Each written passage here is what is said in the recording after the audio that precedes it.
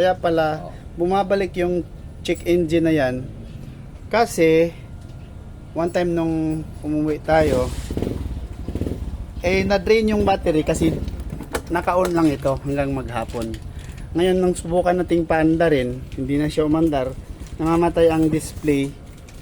Tapos ito na, nag-check engine na siya. So ang ginawa natin, tinanggal natin yung battery dito at saka dyan sa loob, nandyan yung battery, tapos chinarge lang natin. Nung matapos nang mag-charge, binalik, tapos aandar na siya. Yan.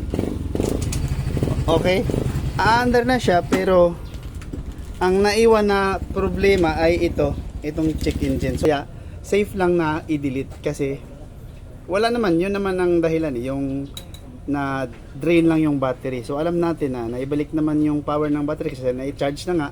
So yun, safe lang natin na burahin ito. So connect daw. Yan. Connect, tapos siyempre paandarin natin yan para may power ito, gagana.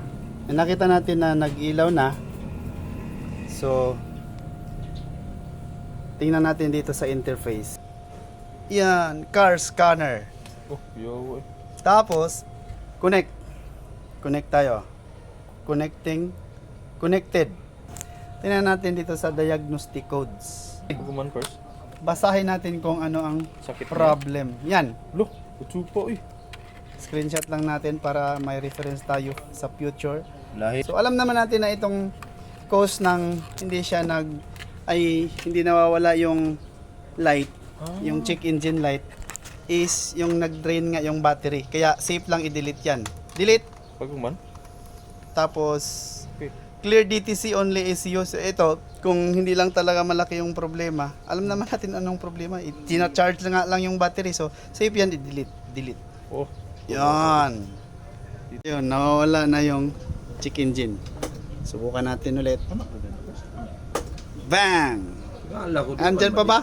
Wala na. Pero katong mawala ang katong dali niya, katong ma-blurred ang yung first. Maayo pa to first. Okay na. Yan na. Yung dashboard niya first. Good job.